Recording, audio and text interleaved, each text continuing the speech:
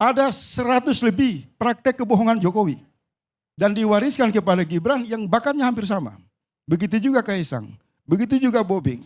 Ini satu komplotan tukang tipu yang disebut sangat banyak berbakat pembohong. Ada energi yang tersembunyi. Jokowi ingin justru melanggengkan pusatnya dinasti politik dengan menggagalkan pelantikan Prabowo. Karena tanda-tanda itu terlihat, ada semangat. Semangat 3 periode atau memperpanjang. Assalamualaikum warahmatullahi wabarakatuh. Lagi dan lagi, fitnah keji terhadap Presiden Joko Widodo yang dilakukan oleh Faisal Assegaf. Orang yang selama ini memang konsisten memaki-maki, memfitnah Presiden Jokowi melalui akun Twitternya, teman-teman. Dan juga beliau juga membuat gerakan pemakzulan Jokowi, tapi sayang tidak pernah berhasil. Karena apa? Karena rakyat memang mencintai Pak Jokowi. Mereka melihat fakta, mereka melihat kinerja, mereka melihat pribadi Pak Jokowi yang tulus untuk rakyat, teman-teman. Dan di video ini, Bung Sylvester, Wakil Ketua TKN, langsung membungkam, mempermalukan Faisal Assegaf karena terlalu membuat retorika-retorika mimpi gitu, teman-teman. Oke, mungkin tanpa perlu berlama-lama lagi, mari kita lihat videonya berikut ini. Tolong yakinkan kami rakyat Indonesia, bukti-buktinya ini apa? Apa yang dilanggar Presiden Jokowi? Kalau ada, saya akan ikut abang. Ya, jadi tapi bang, saya pikir cukup kita memberikan pendidikan politik yang menurut saya nih kurang baik buat bangsa kita. Karena selama ini kami atau siapapun di Republik ini, baik kemarin 01 dan 03 mengajukan di MK, di pengadilan manapun, belum ada bukti-bukti yang kuat mengatakan bahwa Pak Jokowi membangun dinasti politik ataupun melakukan abuse of power. Nah, saya cerita sedikit bang. Saya cerita ini berdasarkan fakta dan sejarah, bukan berdasarkan mimpi. Bahwa Mas Gibran itu adalah pilihan terakhir untuk dicalonkan menjadi Wapres. Harus kita tahu tadi, abang juga bilang bahwa kalau bisa Bang Bobi dan Mas Kaisang itu cukup sudah. Bang, mereka itu anak-anak bangsa, sama seperti kita yang mempunyai hak dipilih dan memilih sesuai undang-undang dasar negara kita. Itu hak asasi manusia. Gitu loh. Saya pun apabila Pak Jokowi membangun dinasti, beliau memilih salah satu anaknya jadi menteri, saya akan di barisan abang juga, akan memprotes itu. Tapi Bang Bobi dan Mas Gibran itu dipilih oleh rakyat Indonesia, bukan rakyat abang. Ya. Jadi mayoritas memilih. Dan saya sebagai wakil ketua TKN juga, kami kerja keras. Pemilu kemarin, ya, itu saksi 01, 02, 03. Masing-masing saksi ada. Ada RT, RW, ada KPPS, ada KPUD, ada Pak Lurah, ada camat, polisi, dan segala macam. Kalau mau curang itu bang, itu di TPS. Ya, makanya kemarin kekonyolan 01 dan 03 kenapa kalah? Karena mereka tidak mengambil bukti dari TPS. Itu aja intinya. Ini saya kasih pembelajaran sedikit. Pengamat-pengamat seperti abang ini yang memberikan mimpi atau memberikan fiksi-fiksi yang sangat ngawur gitu loh. Dan sangat membahayakan buat Republik ini. Bagaimana tadi saya satu lagi abang bilang mau mengagalkan pelantikan Pak Prabowo. Dari mana judulnya bang? Fakta apa yang abang bisa berikan kepada kami? Saya wakil ketua TKN. Ya, saya berani bicara karena apa? Sudah diputuskan 17 Agustus, peringatan 17 Agustus di IKN. Itu mudah-mudahan tidak akan batal. Ya sebentar, saya selesai dulu baru abang bicara. Ya bang ya. Terus yang kedua, pelantikan tetap di Jakarta karena apa? MPR-nya ada di Jakarta. Gitu loh. Jadi tidak ada hal-hal yang abang bilang tadi, kami tidak punya satu fakta atau bukti bahwa Presiden Jokowi akan menggagalkan pelantikan Pak Prabowo. Itu sama sekali nggak benar. Nggak ada dasar bukti sama sekali yang menguatkan untuk itu. Jadi kembali lagi, Bang, boleh Abang bicara, tapi rakyat juga tidak bodoh. Gitu. Saya mau lihat, Abang dari dulu, ya kan, ingin maksulkan Pak Jokowi. Berhasil nggak? Nah itu pertanyaannya. Nanti Abang jawab. Ya, berhasil nggak Abang memasukkan Pak Jokowi? Jadi biar Abang yang selama ini bermimpi, come on, bangunlah Bang dari tidur.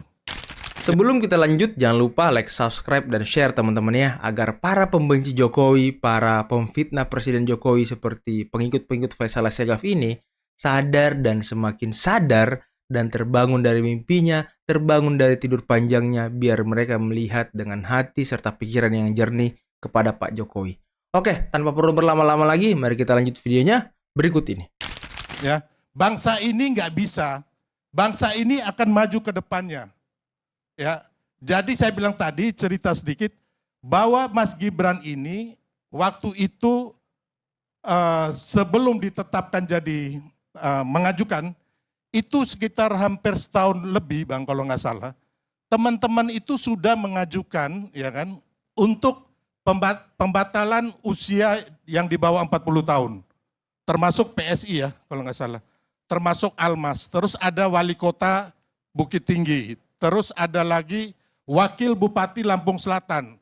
Ada lagi Bang Emil Dardak. Jadi ada 21 pihak. Ini fakta, ini sejarah. Saya ajarkan ke Abang nih. Ya. Biar Abang sadarlah, jangan apa ya?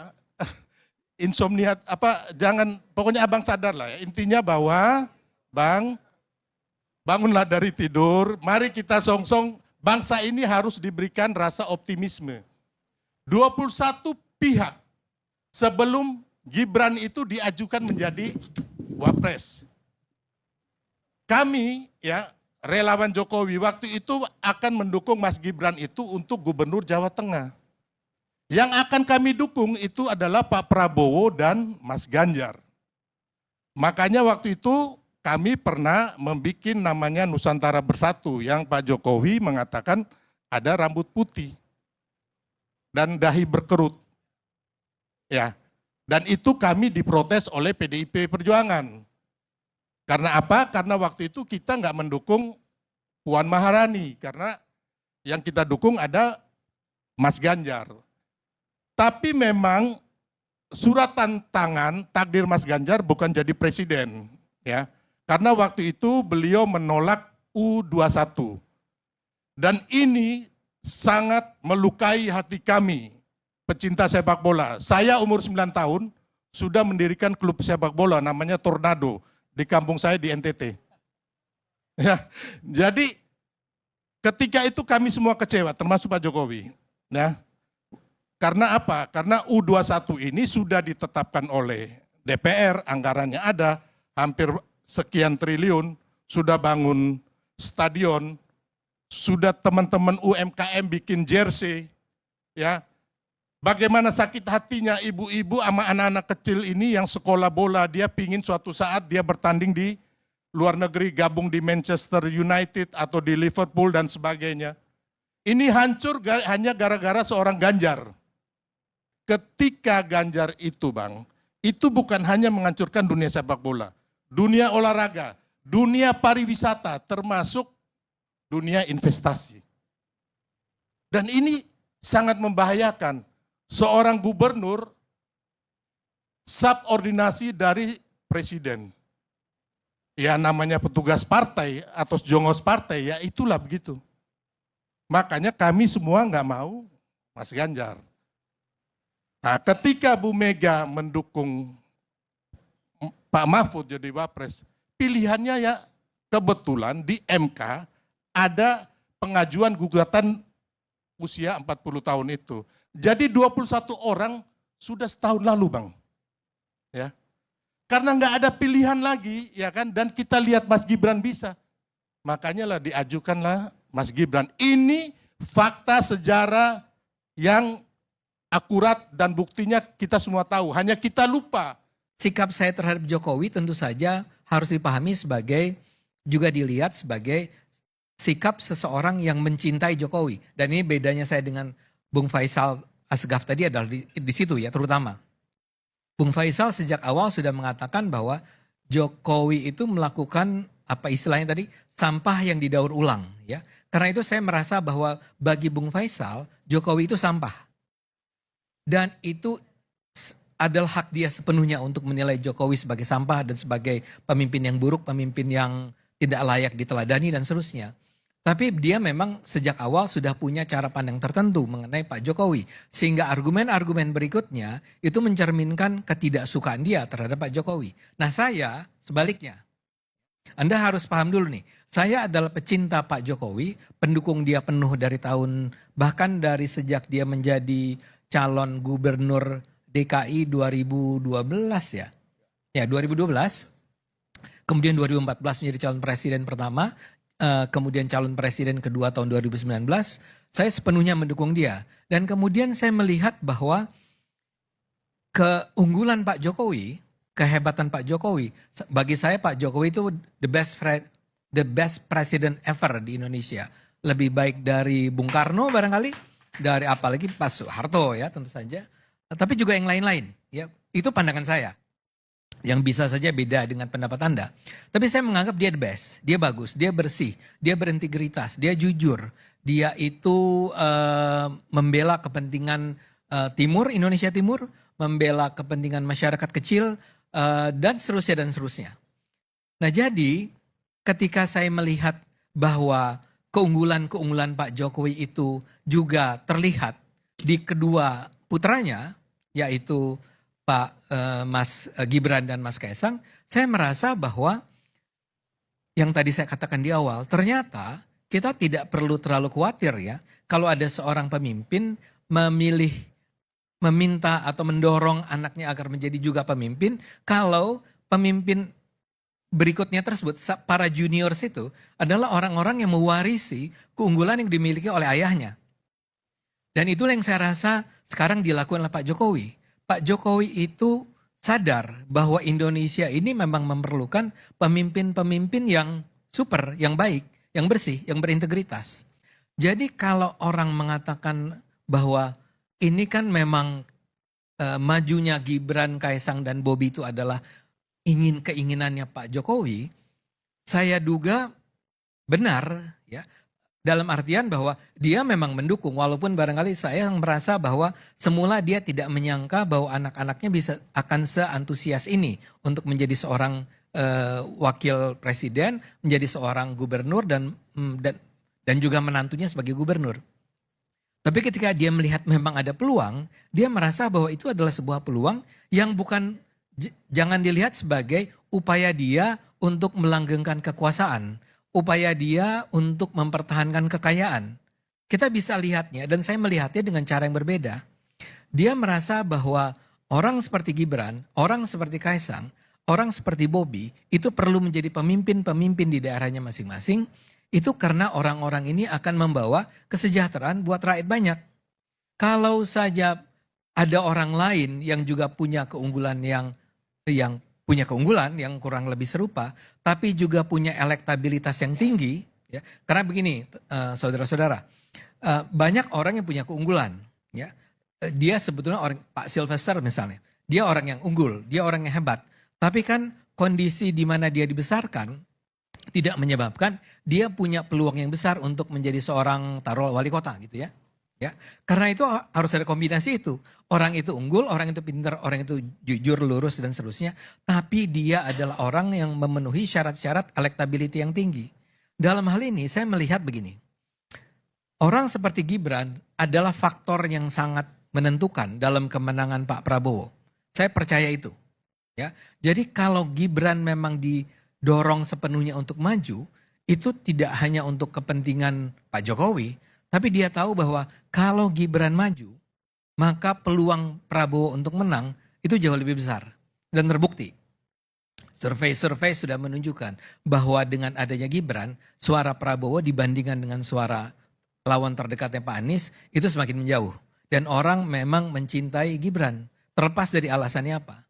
Jadi dia punya yang tadi dikatakan oleh Mas Adi benar, karena dia anak presiden, dia punya jualan yang lebih daripada Ade Armando gitu tadi ya. Walaupun tentu saja Mas Adi itu berlebihan menganggap bahwa saya itu juga punya peluang untuk jadi pemimpin daerah gitu ya. Saya nggak gede-gede amat suaranya Mas Adi ya. Nah, teman-teman, itulah tadi bantahan, sanggahan, pembungkaman yang dilakukan oleh Bung Sylvester terhadap pembenci Jokowi, yakni Faisal Assegaf. Beliau malah menyuruh Bung Faisal ini bangun dari mimpinya karena ya retorika-retorika yang dia buat itu tidak berdasarkan fakta, teman-teman. Semuanya asumsi, semuanya dugaan, perkiraan. Ya katanya sih mau membawa fakta-fakta ke Mahkamah Agung. Tapi kan selama ini Presiden Jokowi sudah berapa kali disidang, berapa kali dilaporkan, berapa kali pokoknya banyak lah. Tapi semua persidangan itu membuktikan bahwa Pak Jokowi tidak melakukan cawe-cawe, tidak melakukan abuse of power, tidak melakukan proses-proses untuk melanggengkan anaknya menuju kursi kekuasaan, teman-teman. Dan ini terbukti di pengadilan. Dan ya semoga orang-orang yang selama ini selalu memfitnah Pak Jokowi segera sadar, segera bangun dari mimpinya. Jangan selalu mengawang-awang, jangan selalu keasikan bermimpi sampai lupa daratan, teman-teman. Seperti salah satunya Faisal Assegaf, mungkin juga Rocky Gerung, mungkin juga Amin Rais, teman-teman. Oke, mungkin cukup sekian dulu video kali ini. Jangan lupa like, subscribe, dan share videonya. Akhir kata, billahi taufiq wal hidayah. Wassalamualaikum warahmatullahi wabarakatuh. Bye-bye.